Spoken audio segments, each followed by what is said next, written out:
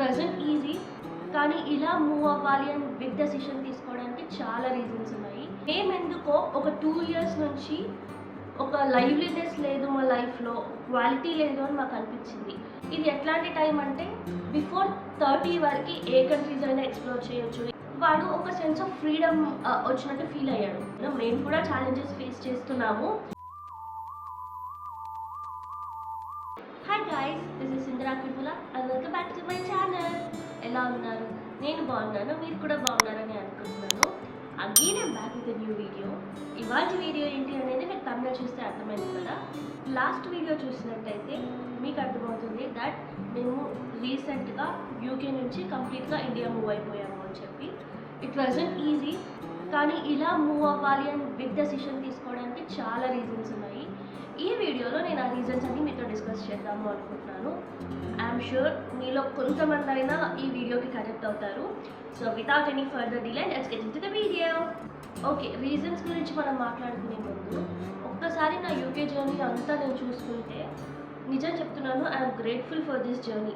అంటే career wise opportunities కానీ, ఫినాన్షియల్గా కానీ, అండ్ యూకేని ఎక్స్ప్లోర్ చేయడం అంటే లైక్ ట్రావెలింగ్ చేయడంలో కానీ, ఇలా చాలా వరకు నేను హ్యాపీగానే ఉన్నాను. అయినా కూడా నేను ఎందుకు మూవ్ అయిపోయాను అంటే, ఫస్ట్ ఆఫ్ ఆల్ మేము ఎప్పుడైతే యూకేకి వెళ్ళామో అప్పటి నుంచి కూడా we never wanted to settle in UK. ఎప్పుడో ఒకప్పుడు ఏదో ఒక రోజు ఇండియాకి వచ్చేసేయాలి అనే మైండ్ సెట్తోనే ఉన్నాం. రీసెంట్గా ఆ థాట్ ఇంకా డీప్ అయింది. ఎందుకనంటే because of the long term goals, long term responsibilities, ఇవన్నీ ఆలోచించుకున్నప్పుడు ఓకే ఇట్స్ టైం మేము మూవ్ అవ్వచ్చు అని నాకు అనిపించింది. ఇప్పుడు మనం రీజన్స్ గురించి మాట్లాడుకుందాం. రీజన్స్లో ఫస్ట్ ఏంటి అని అంటే, ఇంతకుముందు వీడియోస్లో మీరు చూస్తే నేను క్వాలిటీ ఆఫ్ లైఫ్, లైవ్లీనెస్ గురించి మాట్లాడాను.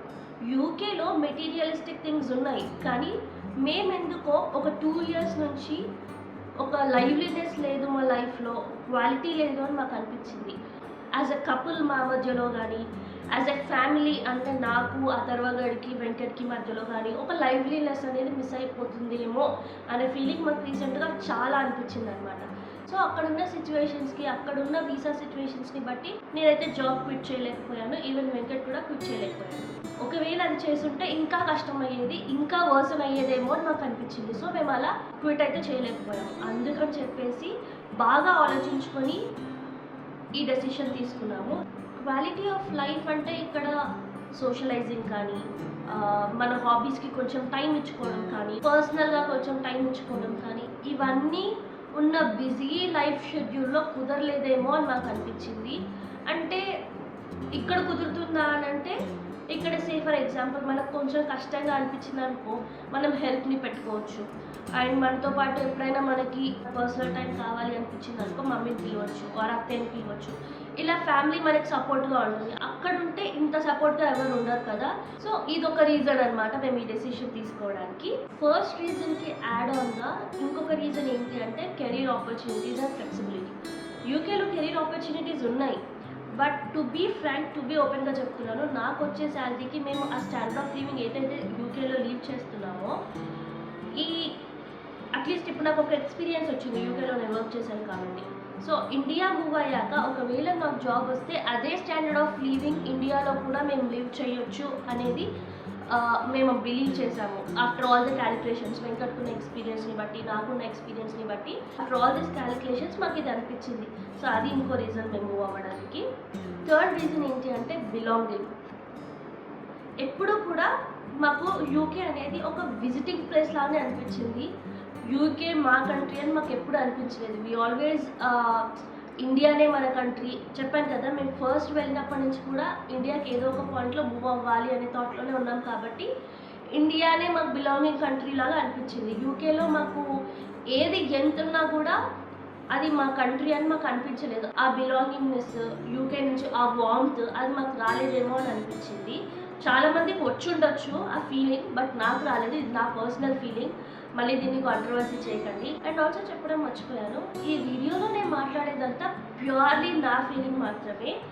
ఇది ఎవరినో రిప్రజెంట్ చేసి నేను మాట్లాడట్లేదు, నా ఫీలింగ్స్ మాత్రమే నేను రిప్రజెంట్ చేసి మాట్లాడుతున్నాను. సో ఇది ఒక డిస్క్లైమర్ అనమాట, ముందే చెప్పేస్తున్నాను. ఫోర్త్ పాయింట్ వచ్చేసి ఫ్యామిలీ. ఇందాక చెప్పినట్టుగా ఫ్యామిలీకి మా సపోర్ట్ అవసరం, మాకు కూడా ఫ్యామిలీ సపోర్ట్ అవసరం. అంటే ఏదో ఫ్యామిలీ కోసమే వచ్చేసామని మేము చెప్పాము. మాకు కూడా ఫ్యామిలీ సపోర్ట్ కావాలి, ఫ్యామిలీకి కూడా మా సపోర్ట్ కావాలి. ఇది ఎట్లాంటి టైం అంటే బిఫోర్ 30 వరకు ఏ కంట్రీస్ అయినా ఎక్స్ప్లోర్ చేయొచ్చు, ఏదైనా తిరగచ్చు, ఎక్కడైనా ఎక్స్పెరిమెంట్స్ చేయొచ్చు. బట్ ఆఫ్టర్ 30 మనం ఒక దగ్గర సెటిల్ డౌన్ అవ్వాలి. ఎందుకంటే పిల్లలు వచ్చారు, సో వాళ్ళ గురించి కూడా ఆలోచించి ఒక కంట్రీలో అయితే మనం సెటిల్ డౌన్ అవ్వాలి. అది డెఫినెట్లీ యూకే కాదు అని మాకు అనిపించింది అనమాట. మాకు ఎమోషనల్గా సపోర్ట్ ఉంటుంది ఇండియా వస్తే, ఫ్యామిలీకి ఎమోషనల్గా సపోర్ట్గా మేము ఉంటాము అని చెప్పేసి కూడా ఈ డెసిషన్ తీసుకున్నాము. And also social connections. యూకేలో సోషల్ కనెక్షన్స్ ఎలా అనిపించాయి అంటే ఏదో ఆర్టిఫిషియల్గా అనిపించేది. అదే ఇండియాలో అయితే కలిసినప్పుడు ఎవరైనా మాట్లాడినప్పుడు కూడా మనకి అదొక న్యాచురల్ ఫీలింగ్ వస్తుంది, మనసారా మాట్లాడినట్టు మనకు అనిపిస్తుంది. అలా అని చెప్పేసి ఇండియాలో ఏ ప్రాబ్లమ్స్ ఉండవు, సొసైటీలో అందరు మంచోళ్ళే అని నేను చెప్పట్లేను. ఇక్కడ ఉండే ఫ్లాస్ ఇక్కడ కూడా ఉన్నాయి. బట్ ఇంతకు ముందుకు చెప్పినట్టుగా బిలాంగింగ్నెస్ ఇక్కడే మాకు అనిపించింది, న్యాచురాలిటీ ఇక్కడే మాకు ఉంది అని అనిపించింది. కాబట్టి యూకేలో మాకు ఆర్టిఫిషియల్నెస్ ఎక్కువ కనిపించింది కాబట్టి కూడా మేము ఈ డిసిషన్ తీసుకున్నాము. అంటే ఇదే ఒక్క రీజన్ వల్లనే డెసిషన్ తీసుకున్నాము అని చెప్పట్లేను.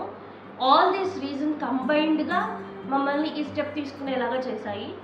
ఒకసారి మీకు ఆలోచిస్తే ఇవన్నీ చిన్న చిన్న రీజన్స్ లాగా అనిపించవచ్చు, but all these reasons coming together it will become a big reason అని మాకు అనిపించింది. అండ్ నెక్స్ట్ వన్ వచ్చేసి రైజింగ్ చిల్డ్రన్. ఎంతైనా అబ్రాడ్లో చిల్డ్రన్ని రైజ్ చేసిన దానికి, ఇండియాలో చిల్డ్రన్ని రైజ్ చేసిన దానికి చాలా తేడా అని మాకు అనిపించింది. అబ్రాడ్లో అయితే ఇంకా తెలుగులో చెప్పాలి అంటే ఒక ఫారెన్ కోడిని పెంచినట్టు పెంచుతాము, అదే ఇండియాలో అయితే నాటు కోడిని పెంచినట్టు పెంచుతాము. ఇండియాలో వాళ్ళు ఫిజికల్గా కానీ మెంటల్గా కానీ పిల్లలు చాలా స్ట్రాంగ్ అవుతూ పెరుగుతారు అని నాకు అనిపించింది. అలా అని అబ్రాడ్లో రైజింగ్ చేసే వాళ్ళందరూ ఎలా రైజ్ చేస్తున్నారు నన్ను అడగకండి, అది వాళ్ళ పాయింట్ ఆఫ్ వ్యూ, ఇది నా point of view. I agree, అబ్రాడ్లో రైజ్ చేసే వాళ్ళు కూడా చాలా బాగా రైజ్ చేస్తారు, చేసే వాళ్ళు ఉన్నారు కూడా. ఇప్పుడు నేను అబ్రాడ్లో ఒక పాయింట్లో ఇంకొన్ని రోజులు ఉన్నా కూడా బాగానే రైజ్ చేసేదాన్ని. బట్ కొంచెం డిఫరెన్స్ అయితే ఉంది అని నేను చెప్తున్నాను. అండ్ ఆల్సో నేను చాలా స్టోరీస్ విన్నాను. వన్స్ పిల్లలు స్కూల్కి వెళ్ళడం స్టార్ట్ చేశారు అనుకోండి, వాళ్ళు ఆ స్కూలింగ్కి అలవాటు అయిపోయి ఇండియాలో స్కూలింగ్కి అలవాటు అవ్వలేదు, కొంచెం కష్టమవుతుంది. వాళ్ళు ఇప్పుడు మనకి ఇండియాలో పుట్టాం కాబట్టి ఇండియా మన కంట్రీ అని ఒక బిలాంగింగ్నెస్ వస్తుంది కదా, వాళ్ళు స్కూలింగ్ వాళ్ళకి అంత ఆలోచించే శక్తి వచ్చింది అనుకోండి, వాళ్ళకు కూడా అనిపిస్తుంది నేను యూకేలో పుట్టాను కాబట్టి యూకే నా కంట్రీ అని చెప్పేసి. సో అతని గాడికి ఆ ఫీలింగ్ వచ్చే కంటే ముందే మేము ఇండియా వచ్చేసేయాలి. ఓకే, ఎలాగో మేము ఈ క్వాలిటీ ఆఫ్ లైఫ్ వల్ల సఫర్ అవుతున్నాము, ఎప్పటికైనా మూవ్ అవ్వాల్సిందే. ఇప్పుడే మూవ్ అయితే తప్పేంటి, ఇప్పుడే మూవ్ అయితే స్కూల్ పరంగా ఇందాక చెప్పినట్టుగా వాడికి కూడా కొంచెం కష్టంగా ఉండదు. అండ్ ఆల్సో వాడికి కూడా ఇంకా యూకే నా కంట్రీ అనే థాట్ రాకముందుకే తీసుకొచ్చేసిన వాళ్ళం అవుతాము, అందుకని కూడా మేము ఇండియా వచ్చేసాము. అండ్ ఆల్సో నేనైతే ఈ రీజన్స్ చెప్పట్లేను, ఇండియాలో ఉంటే కల్చర్ విలువ తెలుస్తుంది అది ఇదని చెప్పట్లేను. నేర్పించాలి అనుకుంటే మనం ఎక్కడున్నైనా నేర్పించవచ్చు. బట్ ఏమైపోయింది అంటే ఒక ఎగ్జాంపుల్ చెప్తాను నేను మీకు. లాస్ట్ మంత్ నేను అథర్వ గారిని ఇండియాలో వదిలేసి వెళ్దాము, లైఫ్ గురించి ఒక డెసిషన్ తీసుకోవడానికి మాకు కొంచెం టైం కావాలి కదా, సో మేము కొంచెం ఆలోచించి డెసిషన్ తీసుకోవడానికి ఉంటుంది ఆ పర్సనల్ టైం అని చెప్పేసి ఇండియాలో వదిలేశాను. ఎప్పుడైతే ఇండియాకి అథర్వ గారిని తీసుకొచ్చానో వాడు ఒక సెన్స్ ఆఫ్ ఫ్రీడమ్ వచ్చినట్టు ఫీల్ అయ్యాడు. అంటే నాకు అనిపించింది ఏంటి అంటే యూకేలో వాడు ఎంత బయట తిప్పినా ఏం చేసినా కూడా వాడు అంత ఎంజాయ్ చేయలేదు. ఇక్కడ రాగానే వాడు మంచిగా హ్యాపీగా ఫ్రీగా ఎంత తిరుగుతూ ఎంతో నాటీ ఫెలో అయ్యాడంటే వీడిలో ఇంత నాటీనెస్ ఉందని, ఇంత మిస్చీవియస్నెస్ ఉందని ఇక్కడికి వచ్చినాకనే తెలిసింది. సో అంటే ఓకే, వాడికి కూడా ఈ ఫ్రీడమ్ ఇవ్వాలి అని కూడా మాకు అనిపించింది, అది కూడా ఒక రీజన్. యాజ్ అ మామ్ నేను కూడా అతనగాడితో మంచిగా టైం యూకేలో అయితే స్పెండ్ చేయలేకపోయాను, అఫ్కోర్స్ వెంకట్ కూడా స్పెండ్ చేయలేకపోయాడు. సో మేమిద్దరము పేరెంట్స్గా వాటితో మంచి టైం ఇండియాలో స్పెండ్ చేయగలము అని మాకు అనిపించింది, అది కూడా ఒక రీజన్. సో ఇవన్నీ రీజన్స్ కలిపి ఇందాక చెప్పినట్టుగా ఒక మేజర్ రీజన్ అయ్యింది మేము ఇండియా మూవ్ అవ్వడానికి. ఐ నో అబ్రాడ్లో ఉండి కూడా హ్యాపీగా మంచిగా ఉండేవాళ్ళు చాలామంది ఉన్నారు. మా ఫినాన్షియల్ సిచ్యువేషన్స్కి, మా వీసా స్టేటస్కి మేము ఇప్పుడు ఈ డెసిషన్ తీసుకోవడమే మాకు కరెక్ట్ అని మాకు అనిపించింది. అట్లా అని చెప్పి నేను అబ్రాడ్ నుంచి ఇండియా మూవ్ అవ్వడం అంత ఈజీ అని నేను చెప్పట్లేదు, మేము కూడా ఛాలెంజెస్ ఫేస్ చేస్తున్నాము. లైక్ జాబ్ సెర్చ్ గురించి కానీ, ఇంటిని సెటప్ చేసుకోవడం గురించి కానీ, ఇలా మేము కూడా ప్రాబ్లమ్స్ ఫేస్ చేసాము. ఇనిషియల్గా ప్రాబ్లమ్స్ ఉంటాయి, బట్ వీఆర్ ప్రిటీ షూర్ కొన్ని రోజులైతే ఇదంతా స్మూత్గా వెళ్ళిపోతుంది అండ్ మేము తీసుకున్న డెసిషన్ కరెక్ట్ అని. సో అదనమాట వీడియో. హోప్ నా రీజన్స్ అన్నీ నేను కరెక్ట్గా కన్వే చేశానని నేను అనుకుంటున్నాను.